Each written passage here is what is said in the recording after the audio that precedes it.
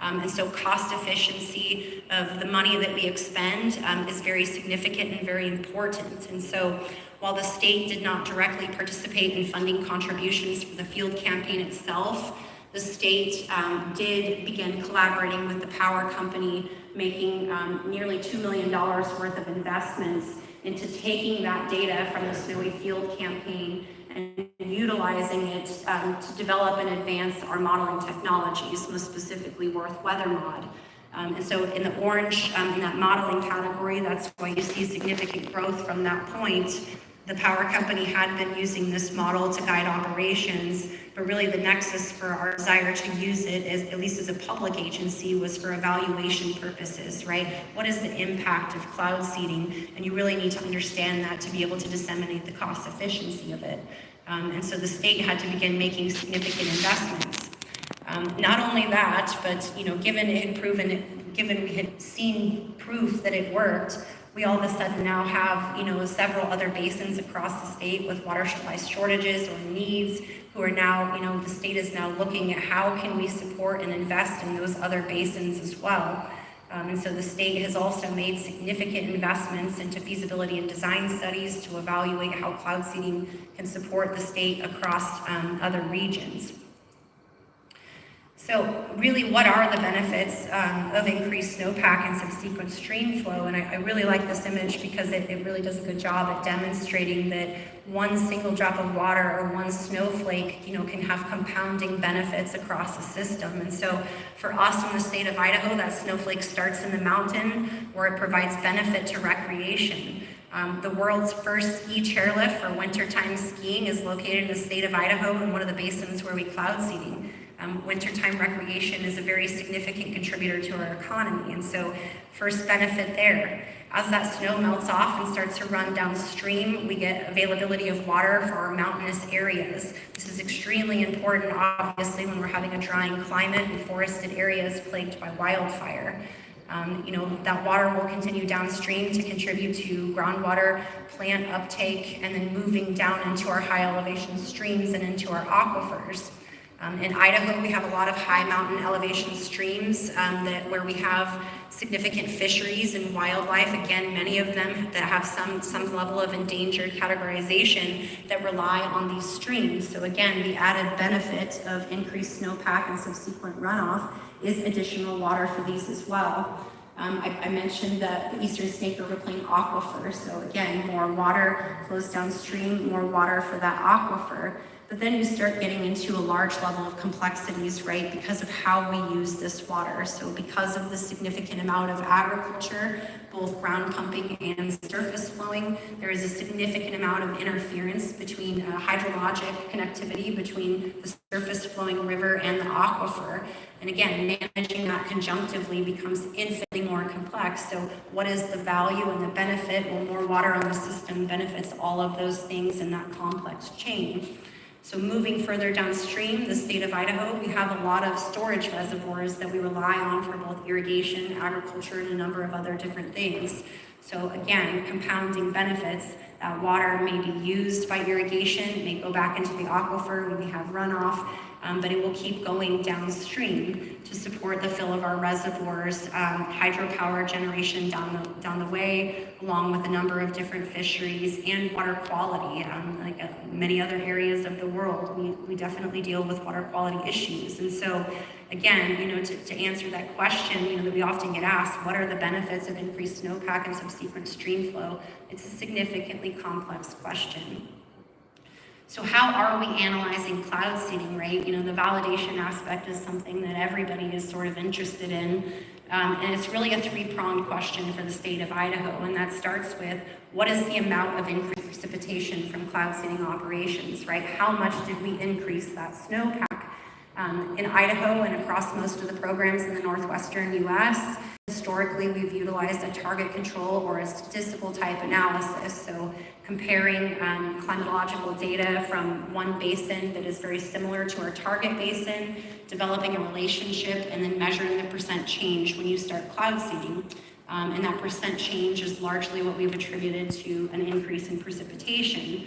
The challenges with that are those are largely point measurements, right? And so we can only get an average across the basin, and when you're looking at complex mountainous terrain, it doesn't do a very good job at really quantifying. And so, you know, as I mentioned, our next evolution is to hopefully move into physically based modeling supported by observations. That image that you're seeing sort of in the middle is an output of WRF weather mod across one of our basins. And so what you'll notice on the left-hand side of that image is the dispersion of silver iodide being in that zigzag pattern. And then the effects of increased precipitation as were modeled in WRF weather mod. And so you can see that there's different areas of dark and light across that basin. And that really captures or highlights the complexities of these mountainous terrains. And so the impacts or the benefits of cloud seeding across these basins are widely varying. And we're certainly interested to better understand that question.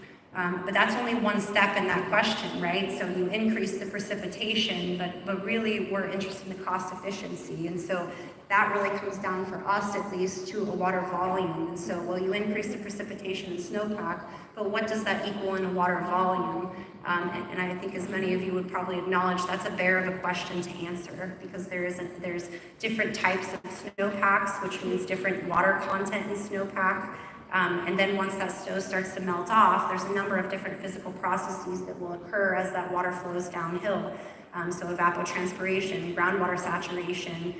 By the time that it actually makes it to a stream gauge, that's not a one-to-one relationship for how much you increase the precipitation relative to the volumetric output in that basin. And so how are we attacking that? Well, models, is largely what we have. And obviously physically based observations is the first and foremost preference, but we do have large observational gaps. And so how do we mitigate for that? And we are working very hard to try and develop our modeling technologies.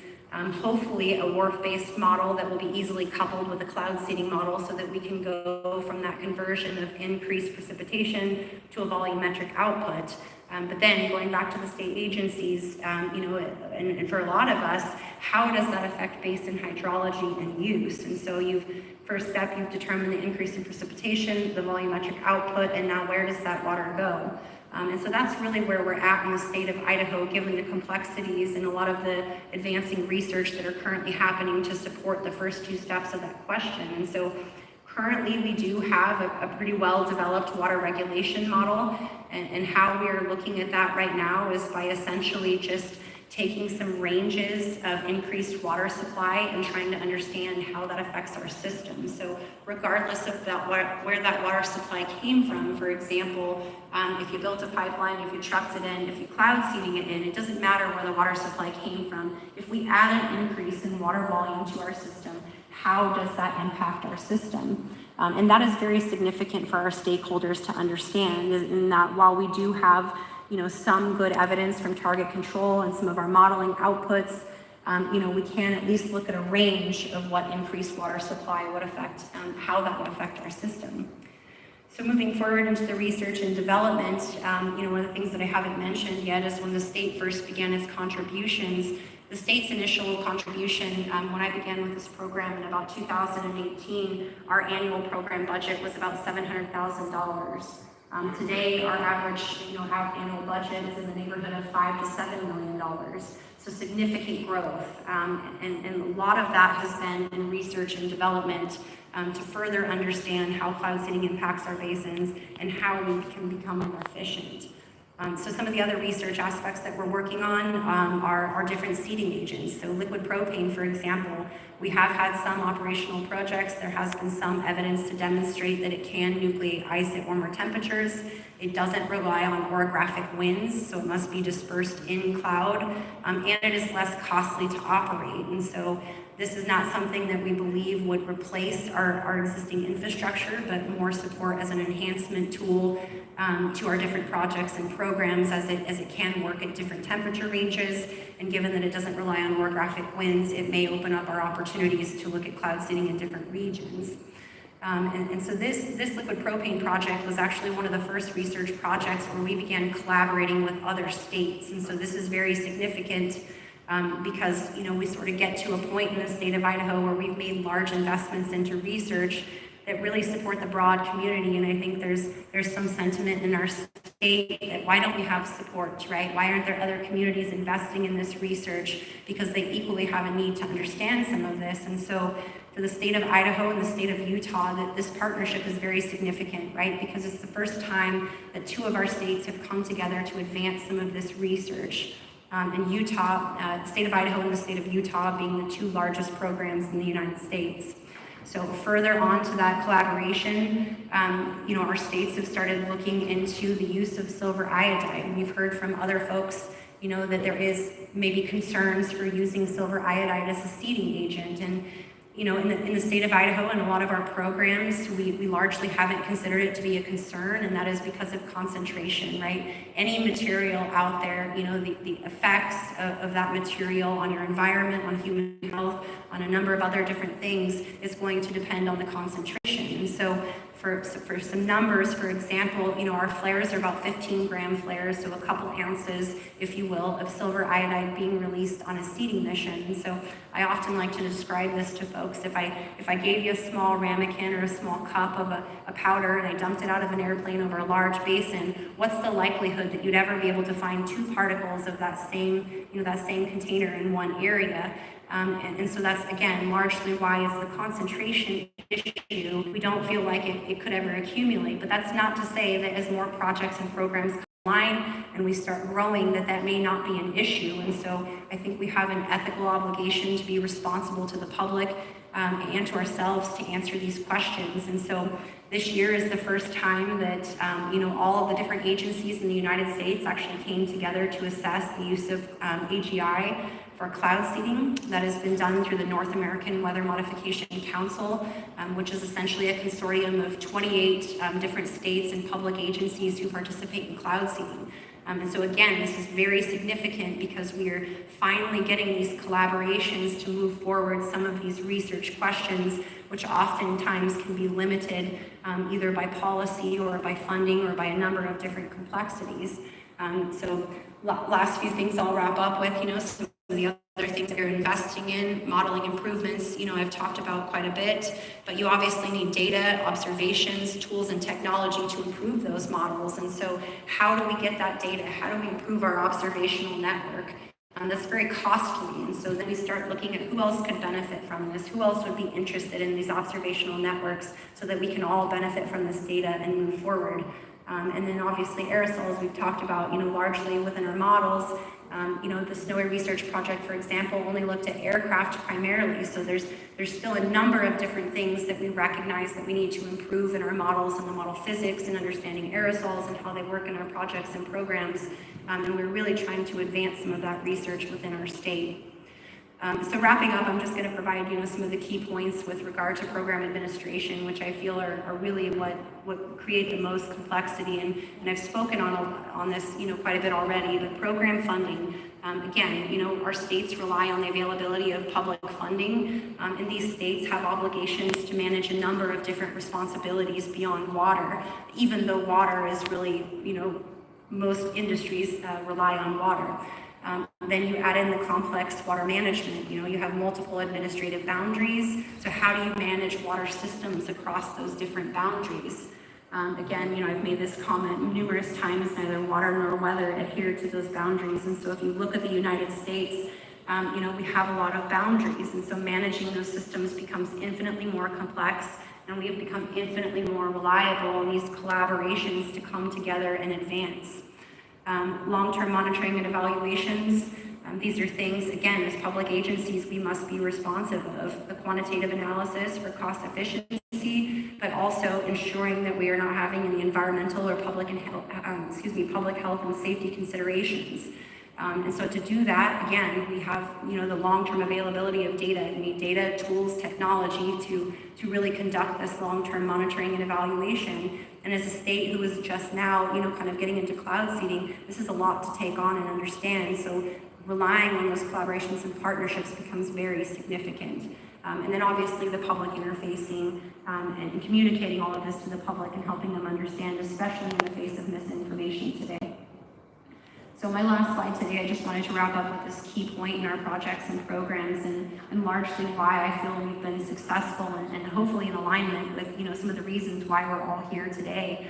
And that is largely, again, going back to these three pillars. And so the triangle being the strongest shape in nature, I think is also going to be the strongest shape to move us forward and advance in this industry. And so we must rely on the research, as we've talked about, but also this collaboration between private industry, who also can make these investments, and how that impacts the government and the human dimension. So answering these questions collectively, how can we collaborate? Are there the health and safety concerns? What are the other opportunities for cloud seeding? How can we utilize cloud seeding in different basins? And what are the implications, long-term across a wide scale of different industries? And so these are all things that I'm very honored to be here today and to learn from you all and share these ideas, because it is really the basis of why our projects and programs have been successful to this point. So that is my last slide, and I will wrap up by saying again, thank you for this opportunity to come before you all.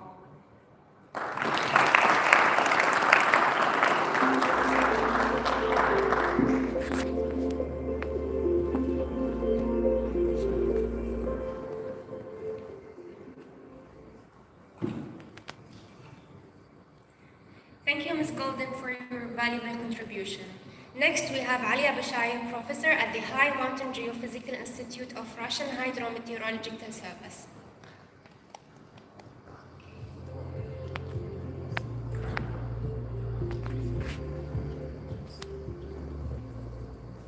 Good afternoon. At the beginning, I would like to express my deep gratitude for the whole organizing committee of United Arab Emirates Rain Enhancement Research Program, and for all people involved into this really fruitful and helpful event for construction this comfortable and fruitful ecosystem and infrastructure around us, together to meet and to share our knowledge, our findings, and some visions how to move forward this specific field for the new frontiers. In my today talk, I would like to tell you about our past results in frames obtained in frames of the previous IREF project. Share our vision how to improve and how to develop this technology further. And the aim of this project was to stimulate artificial local scale convection, which may induce formation of artificial cloud in favorable weather conditions. So we all know that about 2.2 billion of Earthlings suffer from shortage of fresh water, which is getting worse as the world population, the climate change and desertification grow. And this shortage is partly mitigated by technologies such as seawater desalination, extraction of groundwater, extraction of low salinity of shore waters, even harvesting of folk waters and other technologies. However, this problem continues. And rain enhancement is one of the options, and it allows to add from 5 to 25% on the average of additional precipitation in its bed realizations in different regions. However, in desert regions where the natural rate of precipitation is small, like 100 millimeters, additional 7 to 10 millimeters is very low amount, and it does not solve the problem. And limitation of traditional cloud seeding technologies is that when we don't have clouds, even when we have clouds but they are not seedable, we don't have opportunities to increase precipitation. At the same time, we know that atmosphere permanently contain around 13,000 cubic kilometers of water vapor. And it makes around 9 cycles per year. And this amount of water is like 5 to 6 times more than all rivers on Earth. And it's a really good opportunity for us if we find a way how to extract a part of this atmospheric water, a way to replenish the water scarcity. And the question arises here is, can we actually create artificial cloud or increase the power of a natural cloud to increase potential for artificial rain formation? And observations, for example, of pyroclouds, industry clouds over large fires, nuclear and thermal power plants, thermal islands over megacities, and warming mountain slopes testify the basic principle of this possibility. And in frames of our previous project, we testified several different concepts, and we focused on some of them while postponed in others. And it is also worth to mention that majority of this atmospheric water is located in a lowest 3 to 4 kilometers layer over the surface. And in our project, we considered the concept of jet aerosol technology.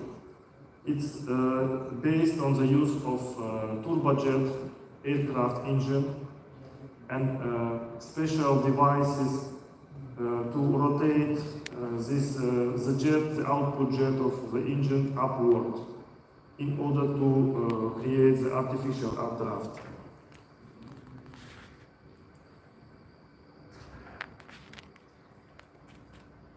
So the physical basis is that it allows to create artificial ascending, high-speed, high-temperature flow in the near-ground atmosphere. It consists of combustion gases, hygroscopic aerosol, water vapor, and environmental aerosol, and so on. And when this jet is propagated vertically upward, it expands, and it also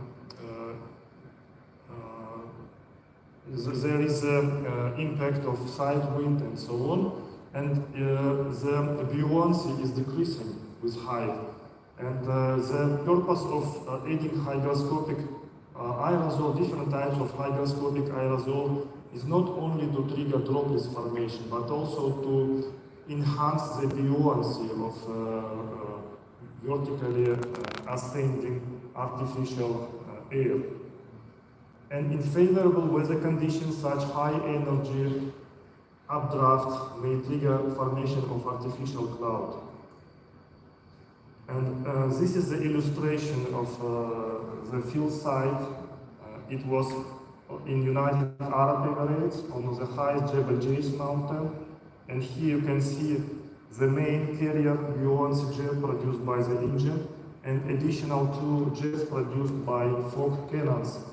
And fog cannons allowed us to spray different types of hygroscopic materials into the carrier jet. We sprayed around 9 different types of hygroscopic materials, like water solutions of sodium chloride, carbamide, calcium chloride, and also dry form of these material substances.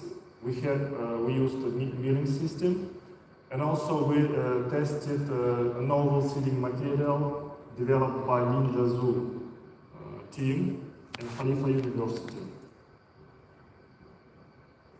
And two-field campaign conducted in Jebel Jais mountain showed us that this is, yes, it's principally possible to create artificial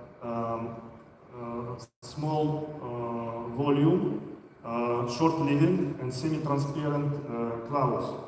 And sometimes we got very short precipitation.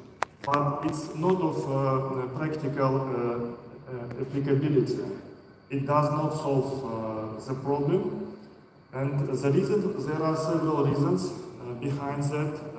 For example, one of them is that hygroscopic materials which we use, they are not acting as condensation centers as fast as we expected.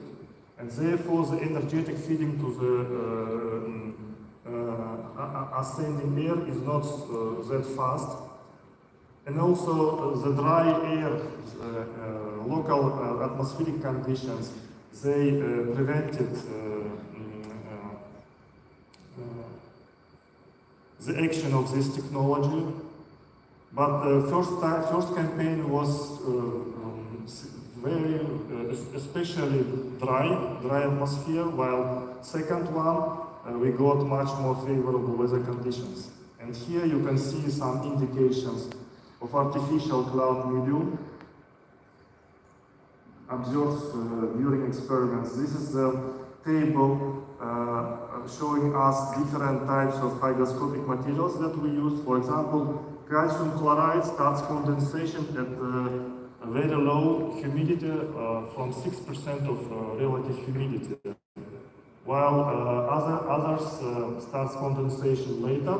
And the purpose of using these different types is to supply, to make energetic feeding on different levels.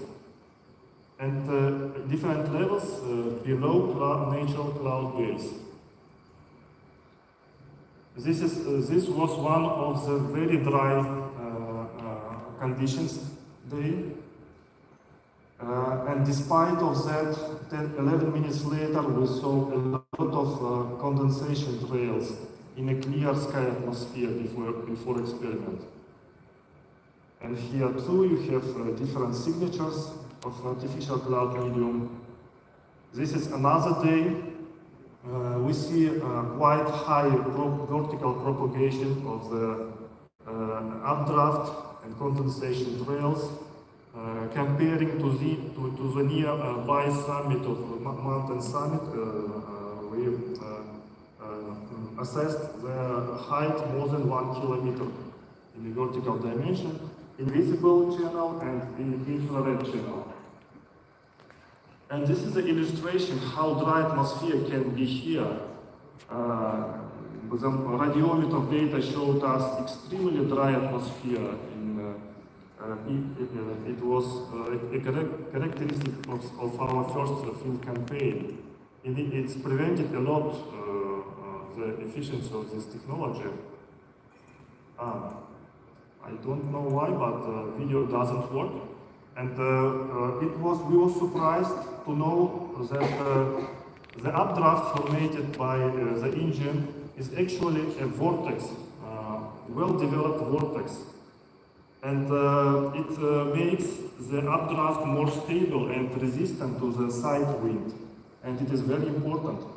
And numerical simulation using computational fluid dynamics showed us similar result.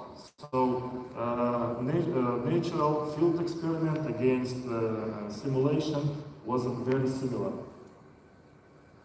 And we deployed the copter drone with sensors, with heat of sensors, to measure aerosol droplets content, to measure wind temperature and other parameters. And once we entered the updraft medium, here it is on height 350 meters. We detected the jump in 10 micron size particles, 2.5 and 1 micron size particles. It means that there we captured the probably droplets and aerosols exactly inside the updraft. And this is another signature using wind LiDAR. You can see the red spot, red points on the background of blue field. it shows us that the direction of the air motion is different. And blue color shows us environmental air motion, while red points show us air motion inside artificial updraft. And the wind profile was very comfortable for us to work. Up to 2 kilometers, wind was less than 5 meters per second.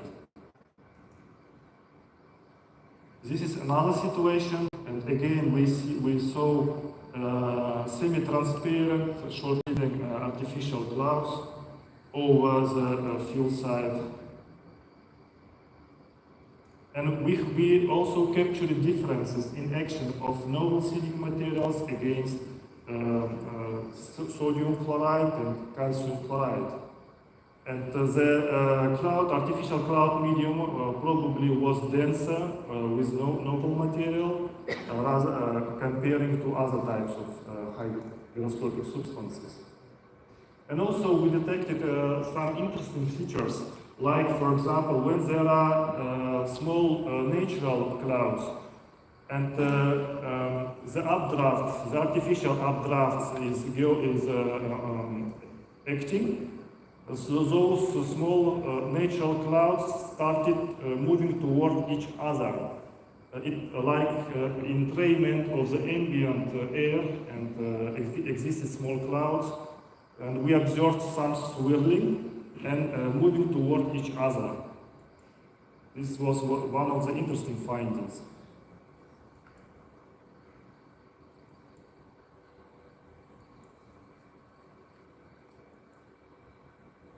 And in some of experimental cases, natural stratus and stratocumulus clouds passes over the side, and we were inside actually natural clouds, and such an intensive hygroscopic seeding, which we realized, I would say, is never reproduced neither by aircraft nor by rocket systems. So as a day before, John represented us the orographic seeding using drone and the clearing of the whole inside cloud. Here we got similar results. In all cases, we saw increased visibility tunnels over the jet engine system. And it means that not only dynamic but also microphysical impact on existed clouds were very active. And in two of the experiments, when such clouds passed over the site, we detected radar signatures. On the downwind side, like 10 minutes later, after beginning of experiment, we saw green points showing